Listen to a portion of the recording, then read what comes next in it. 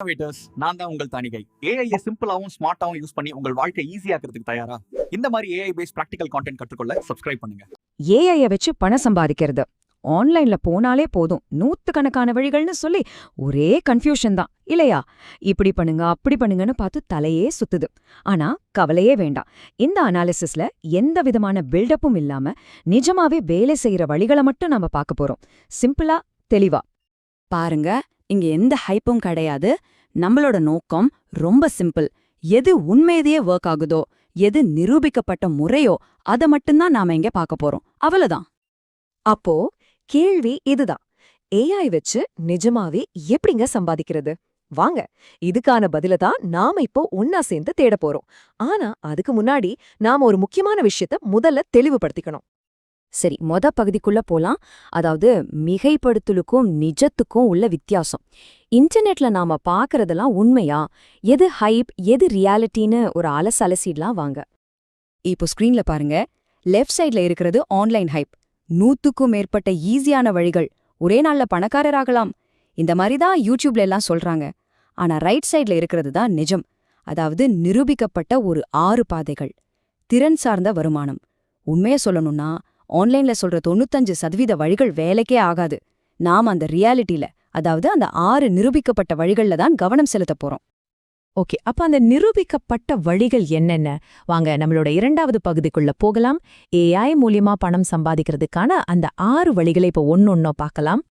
இந்த டேபிள பாத்தீங்கன்னா அந்த 6 வழிகளும் தெளிவா இருக்கு. முதல்ல ஃப்ரீலான்ஸ் சேவைகள். இதுதான் ஸ்டார்ட் பண்றதுக்கு ரொம்பவே ஈஸியான வழி. அடுத்து கான்டென்ட் கிரியேஷன். யூடியூப், பிளாக்ஸ்னு எதுவா வேணா இருக்கலாம், ஏஐ உங்க வேலையை வேகமாக்கிடும். 3வதா டிஜிட்டல் ப்ராடக்ட்ஸ் உருவாக்குறது. 4வதா பிசினஸ் ஆட்டோமேஷன். 5வது கொஞ்சம் அட்வான்ஸ்டு, உங்களுக்கே ஒரு சின்ன ஏஐ டூல் அல்லது மைக்ரோ சாஸ் உருவாக்குறது. கடைசியா ஆன்லைன் டீச்சிங், உங்களுக்கு தெரிஞ்சதை மத்தவங்களுக்கு சொல்லிக் கொடுக்கறது. சரி, இப்போ நாம இந்த பகுப்பாய்வோட ரொம்ப ரொம்ப முக்கியமான ஒரு இடத்துக்கு வந்திருக்கோம். 3வது பகுதி, வெற்றியோட உண்மையான திறவுகோள். இதுவரைக்கும் என்ன பண்றதுன்னு பார்த்தோம், இனிமே எப்படி பண்றதுன்னு பார்க்க போறோம். இதுதான் உண்மையான கேம் சேஞ்சர். நல்ல கவனிங்க. இந்த 6 வழிகளை பார்த்த உடனே உங்க மனசுல இயல்பாவே ஒரு கேள்வி வரும். சரிப்பா, இதுல நான் எந்த பாதையை தேர்ந்தெடுக்கணும், கரெக்டா? ஆனா ஒரு நிமிஷம், நீங்க கேக்குற இந்த கேள்விதான் இங்க இருக்கிற பிரச்சனையே. எது ஈஸி அப்படின்னு கேக்குறதுனால தான் நிறைய பேர் தோல்வி அடைகிறாங்க. ஆமா, நீங்க கேக்குறது சரிதான், அந்த கேள்வியே தப்பு. ஏன்னு கேக்குறீங்களா? ஏன்னா ஏஐ ஒரு மேஜிக் வாண்ட் கிடையாது. அது ஒரு பூஸ்டர் மாதிரி. அதாவது உங்ககிட்ட ஏற்கனவே ஒரு ஸ்கில் இருக்குன்னு வச்சுக்கோங்களேன், அந்த ஸ்கில்லோட மதிப்பை ஏஐ பல மடங்கு அதிகப்படுத்தும். ஆனா உங்ககிட்ட இல்லாத ஒரு ஸ்கில்ல அது உருவாக்காது. இதுக்கு பேருனா பூஸ்டர் பிரின்சிபிள். அப்போ வெற்றிக்கான ஃபார்முலா ரொம்ப சிம்பிள். உங்ககிட்ட இருக்கிற ஒரு ஸ்கில் அதோட ஏஐய ஒரு கருவியா சேர்த்தா அது பணமா மாறும். ஸ்கில் இல்லாம வெறும் ஏஐ மட்டும் இருந்தா அது வெறும் டைம் வேஸ்ட் தான்.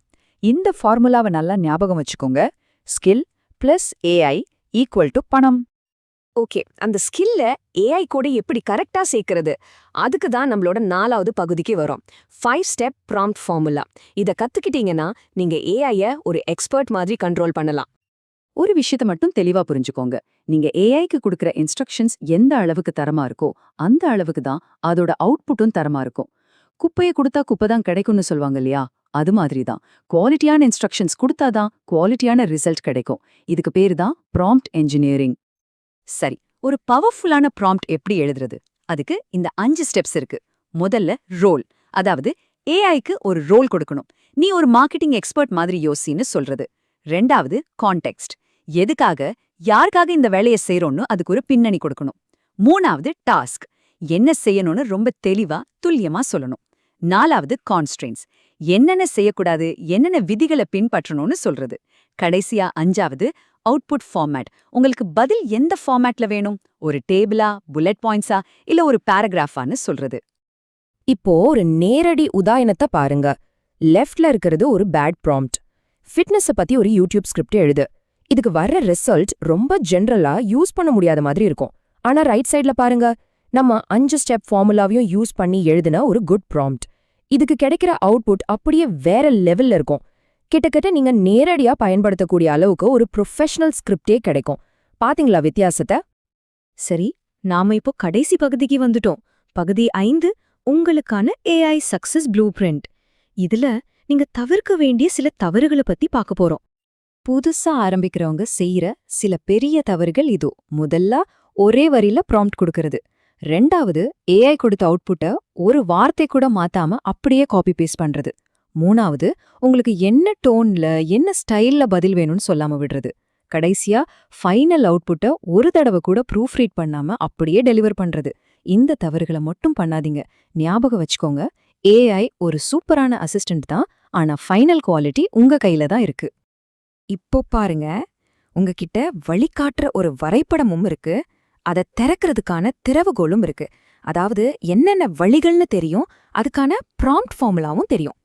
இப்போ கேள்வி இதுதான், இத வச்சு நீங்க முதல்ல எதை கட்டமைக்க போறீங்க? இன்னோவேட்டர்ஸ், இந்த வீடியோவை கடைசி வரை பார்த்ததற்கு மனமார்ந்த நன்றி. வீடியோ பிடிச்சிருந்தால் லைக் மட்டும் போடாதீங்க, ஷேர் பண்ணுங்க, மற்றவர்களுக்கும் இந்த தகவல் சேரட்டும். அடுத்த வீடியோவில் உங்களை